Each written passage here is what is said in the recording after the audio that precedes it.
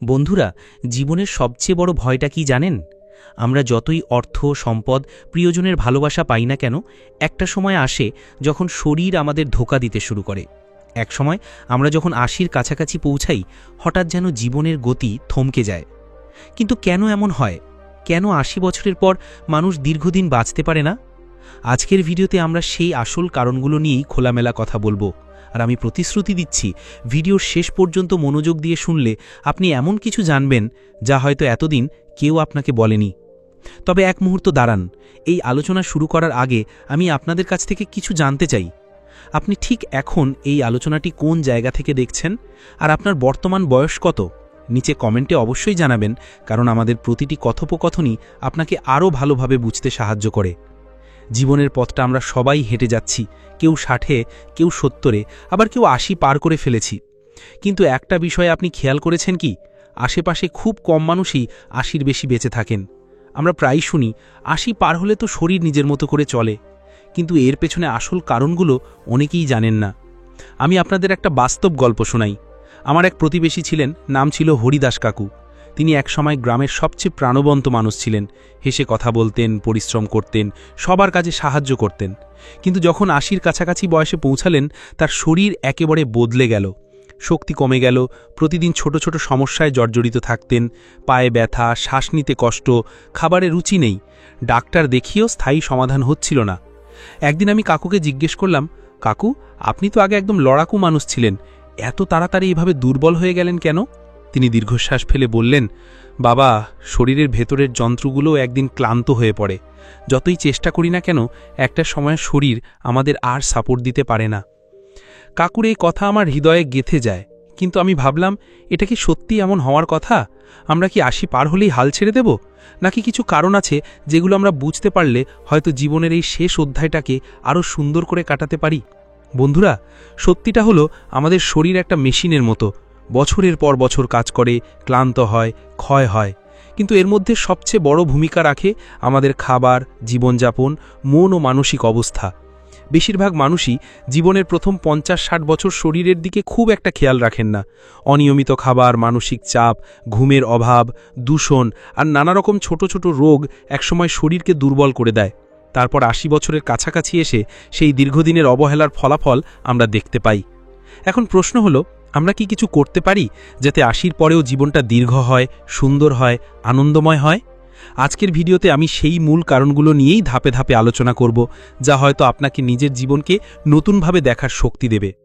বন্ধুরা, আমরা আগেই বলেছিলাম আমাদের শরীরটা একটা যন্ত্রের মতো, কিন্তু পার্থক্য হলো যন্ত্রের যন্ত্রাংশ আমরা বদলে ফেলতে পারি, কিন্তু শরীরের অঙ্গপ্রত্যঙ্গ বদলানো যায় না।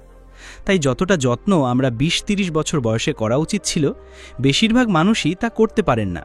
ফলে ৮০ বছরের কাছাকাছি এসে শরীরের ভেতরে যে পরিবর্তনগুলো ঘটে, সেগুলো জীবনকে ছোট করে দেয়। সবচেয়ে বড় কারণ হলো শরীরের কোষের ক্ষয় ও পুনর্জন্মের ক্ষমতা কমে যাওয়া। আমাদের শরীরের প্রতিটি কোষ একটা ছোট্ট ফ্যাক্টরির মতো কাজ করে। খাবার থেকে শক্তি তৈরি করে, শরীরের জন্য প্রয়োজনীয় সব রাসায়নিক তৈরি করে, ক্ষত সারায়, অঙ্গগুলোকে চালিয়ে রাখে। কিন্তু বয়স বাড়ার সঙ্গে সঙ্গে এই কোষগুলো ক্লান্ত হয়ে পড়ে। যেমন ধরুন, একটা মেশিন প্রতিদিন কাজ করলে কয়েক বছর পর সেটার স্পিড কমে আসে, শব্দ করে, মাঝে মাঝে বন্ধ হয়ে যায়। ঠিক তেমনই শরীরের কোষও ধীরে ধীরে কাজের ক্ষমতা হারাতে থাকে। এতে করে কি হয় জানেন? শরীরের অঙ্গগুলো ঠিকমতো কাজ করতে পারে না, ছোটখাটো রোগও বড় আকার ধারণ করে, ক্ষত সারতে অনেক সময় লাগে, রোগ প্রতিরোধ ক্ষমতা দুর্বল হয়ে যায়। এটাই প্রধান কারণগুলোর মধ্যে একটা, কেন ৮০ বছরের পর মানুষকে আমরা আগের মতো শক্তিশালী দেখি না, বরং প্রায়শই হঠাৎ অসুস্থ হয়ে মৃত্যুর মুখে পড়ে যান। এবার আরেকটা বড় কারণের কথা বলি, সেটা হলো হৃৎপিণ্ড এবং রক্তনালীর ক্ষমতা কমে যাওয়া। আমাদের হৃৎপিণ্ডই শরীরের সব জায়গায় অক্সিজেনের পুষ্টি বহন করে, কিন্তু বয়সের সঙ্গে সঙ্গে রক্তনালী শক্ত হয়ে যায়, ব্লক হওয়ার ঝুঁকি বাড়ে, হৃৎপিণ্ডের পাম্প করার ক্ষমতা কমে যায়। ফলে মস্তিষ্ক, কিডনি, লিভার, পা, হাত সব অঙ্গে পর্যাপ্ত অক্সিজেন পৌঁছাতে পারে না। এর ফলে দুর্বলতা, শ্বাসকষ্ট, হঠাৎ স্ট্রোক বা হার্ট অ্যাটাকের মতো মারাত্মক পরিস্থিতি তৈরি হয়।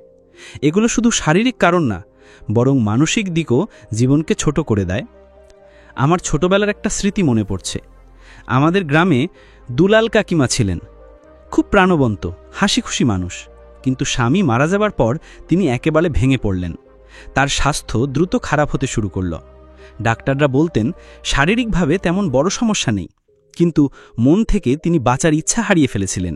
কয়েক বছরের মধ্যে তিনি আমাদের ছেলে চলে গেলেন। বন্ধুরা, এ থেকেই বোঝা যায় শুধু শরীর না, মনও আমাদের জীবনের সময়কাল ঠিক করে দেয়। এবার একটা প্রশ্ন রেখে যাই, আমরা কি সত্যিই কিছু করতে পারি যাতে ৮০-র পরও জীবন সুন্দর হয়, দীর্ঘ হয়? হ্যাঁ, পারি। তবে সেটা জানতে হলে আপনাকে ভিডিওর সাথে থাকতে হবে, কারণ আমরা আসল কারণগুলো একে একে খুলে বলবো, যাতে আপনি নিজের বা আপনার প্রিয়জনের জন্য সঠিক পদক্ষেপ নিতে পারেন। বন্ধুরা, আমরা একটু আগেই বলেছিলাম যে ৮০ বছরের পর মানুষের মৃত্যুর পিছনে শরীরের ভেতরের ক্ষয়, কোষের ক্ষমতা হারানো এবং হৃৎপিণ্ডের দুর্বলতা বড় ভূমিকা রাখে। কিন্তু এখানেই শেষ নয়, আরও কিছু গুরুত্বপূর্ণ কারণ আছে যেগুলো আমরা অনেকেই জানি না বা গুরুত্ব দিই না। আজ আমরা সেগুলো নিয়েই কথা বলবো। প্রথমত, রোগ প্রতিরোধ ক্ষমতার ভাঙন। আমাদের শরীরটা একটা সেনাবাহিনীর মতো। এই সেনাবাহিনী আমাদের অসুখ বিসুখ থেকে বাঁচিয়ে রাখে। ছোটবেলায় যেসব রোগ হলে আমরা দ্রুত সেরে উঠতাম, বয়স বাড়ার সাথে সাথে সেগুলো সেরে উঠতে সময় লাগে। কারণ সেনারা মানে অ্যান্টিবডি, প্রতিরোধ কোষ, তখন ক্লান্ত হয়ে পড়ে, নতুন করে তৈরি হয় না আগের মতো। ৮০ বছরের পর শরীরের প্রতিরোধ শক্তি অনেকটাই ভেঙে পড়ে। তাই ছোট্ট একটা সর্দি কাশিও নিউমোনিয়ার মতো মারাত্মক আকার ধারণ করতে পারে। দ্বিতীয়ত, শরীরের মারাম্মত করার ক্ষমতা হারানো। আমাদের অঙ্গ প্রত্যঙ্গ, হাড়, পেশি, এমনকি মস্তিষ্কের কোষও সারাক্ষণ ক্ষতিগ্রস্ত হয় এবং আবার নতুন হয়। কিন্তু বয়সের সাথে সাথে এই মারাম্মতের কাজ ধীর হয়ে যায়, ফলে শরীর ভেতর থেকে দুর্বল হতে থাকে। একসময় বড় কোনো অসুখ হলে শরীর আর লড়াই করতে পারে না। তৃতীয়ত, ডিমেনশিয়া এবং মস্তিষ্কের কর্মক্ষমতা হ্রাস। ৮০ বছরের পরে মস্তিষ্কের কোষের সংখ্যাও কমে যায়।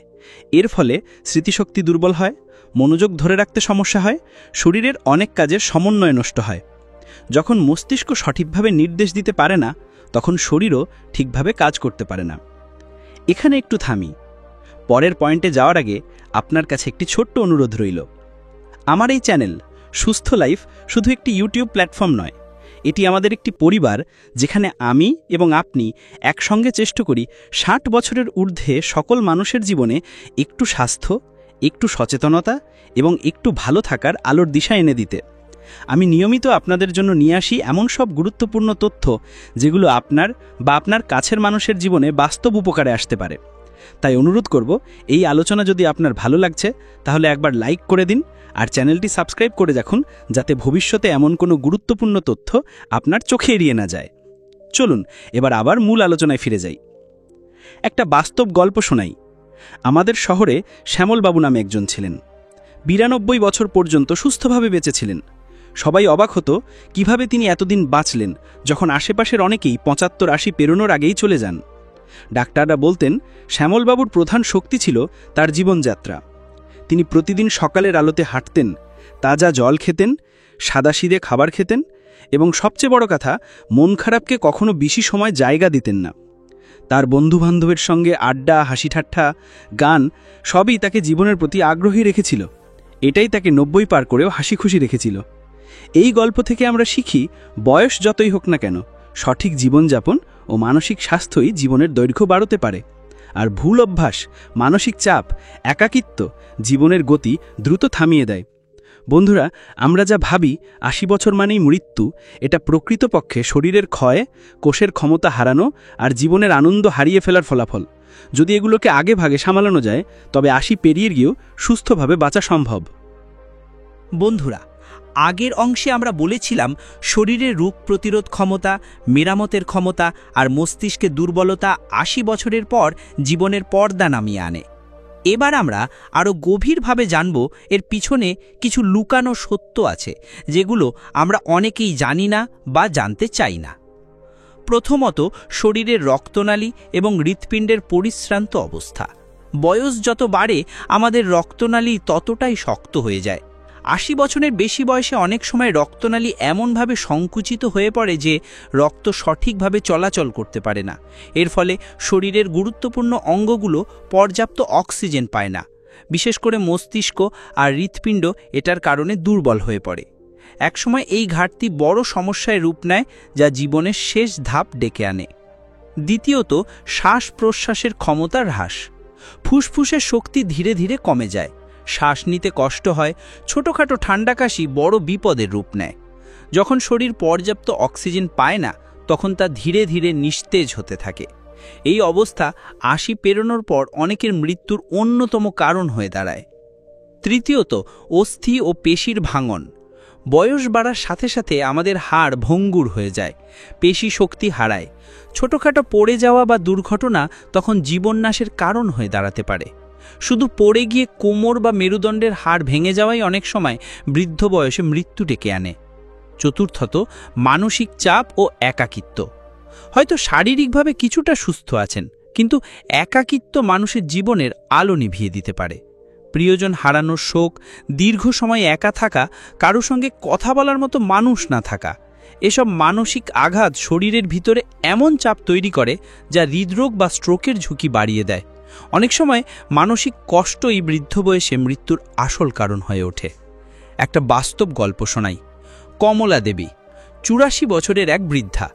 তিনি শারীরিকভাবে তখনও যথেষ্ট সুস্থ ছিলেন, কিন্তু স্বামী আর ছেলেমেয়েরা দূরে থাকায় একাকিত্বে দিন কাটত। খাওয়া দাওয়ারও ঠিকমতো করতেন না, হাসি খুশি থাকার কারণও হারিয়ে ফেলেছিলেন।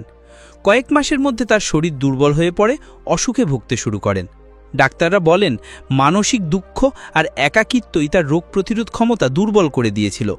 তাহলে আমরা বুঝতে পারছি, শুধু শরীরের ক্ষয় বা অসুখ নয়, জীবনের প্রতি আগ্রহ হারিয়ে ফেলা, মানসিক যন্ত্রণা, একাকিত্ব, প্রিয়জনের সঙ্গ না পাওয়া, এসবও 80 বছরের পর মৃত্যুর বড় কারণ।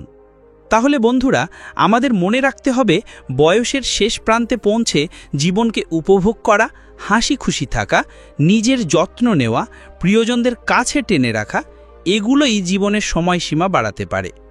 বন্ধুরা, আজকের এই শেষ অংশে আমি এমন কিছু কথা বলবো যা হয়তো আপনার হৃদয়ের গভীরে গিয়ে লাগবে। কারণ আমরা সবাই চাই আমাদের শেষ বয়সটুকু শুধু বেঁচে থাকার মধ্যে সীমাবদ্ধ না থেকে সত্যিকারের সুস্থ স্বস্তির জীবন হোক। আমি চাই এই আলোচনা শুনে আপনি মনে শক্তি পান, আশা পান যে 80 বছর পেরিয়েও জীবন সুন্দর হতে পারে যদি আমরা আজ থেকেই কিছু পরিবর্তন আনি। প্রথমেই একটা বাস্তব গল্প শোনাই। গ্রামের এক বৃদ্ধ মানুষ ছিলেন হরিপদবাবু। বয়স 92, কিন্তু আজও সকালে হাঁটেন, হাসি মুখে সবার সঙ্গে গল্প করেন। একদিন আমি তাকে জিজ্ঞাসা করলাম, দাদু, এত বয়সেও আপনাকে এতটা ফুরফুরে দেখায় কেন? তিনি মৃদু হেসে বললেন, বাবা, আমি কখনো জীবনকে শত্রু মনে করিনি।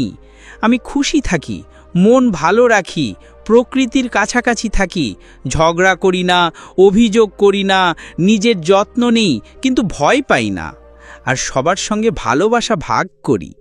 জীবন তখনই লম্বা হয় যখন তুমি তাকে ভালোবাসতে শেখো। বন্ধুরা, সত্যি কথা বলতে কি, 80 বছরের পর মানুষ কেন বাঁচে না তার অনেক বৈজ্ঞানিক কারণ আছে। শরীরের শক্তি কমে যাওয়া, রোগ প্রতিরোধ ক্ষমতা দুর্বল হওয়া, মস্তিষ্ক আর হৃদয়ের ক্ষয় ইত্যাদি। কিন্তু সেই সঙ্গে মানসিক অবসাদ, একাকিত্ব, প্রিয়জনের সঙ্গ না পাওয়া, এগুলো জীবনের সময়কে ছোট করে দেয়। তাই দীর্ঘায়ু হওয়ার মূল রহস্য কেবল ওষুধ বা ডাক্তার নয়, বরং মনকে সুস্থ রাখা, সম্পর্কগুলোকে আঁকড়ে ধরা, আনন্দে বাঁচা। আজ থেকেই কিছু সহজ অভ্যাস গড়ে তুলুন। সকালে নিয়মিত হাঁটুন, পরিষ্কার বাতাসে শ্বাস নিন, সবার সঙ্গে গল্প করুন, হাসুন, ছোট ছোট আনন্দ খুঁজে নিন। প্রাকৃতিক খাবার খান, জল বেশি করে পান করুন। বয়সকে ভয় পাবেন না, কারণ ভয়ই শরীরকে আরও দুর্বল করে দেয়। সবচেয়ে বড় কথা, নিজের জন্যে, নিজের প্রিয়জনের জন্যে বাঁচতে শিখুন। বন্ধুরা, জীবন একদিন থেমে যাবে, এটা সত্যি, কিন্তু সেই দিনটা যতটা সম্ভব দূরে ঠেলে দেওয়া যায়, শুধু ওষুধে নয়, মনের জোরে, ভালোবাসার শক্তিতে। আপনি যদি আজ থেকে নিজের শরীরের যত্ন নেন, মনকে ভালো রাখেন, প্রিয়জনের সঙ্গে সময় কাটান, বিশ্বাস করুন, বয়স 80 হোক বা 90, আপনার দিনগুলো সুন্দর, প্রশান্তিতে ভরে উঠবে। তাই আমি বলবো, বয়স কোনো বাধা নয়, যদি আমরা বাঁচতে জানি, হাসুন, ভালোবাসুন, নিজের যত্ন নিন, আর মনে রাখুন জীবন যতদিন আছে ততদিন সুন্দর করে বাঁচা যায়।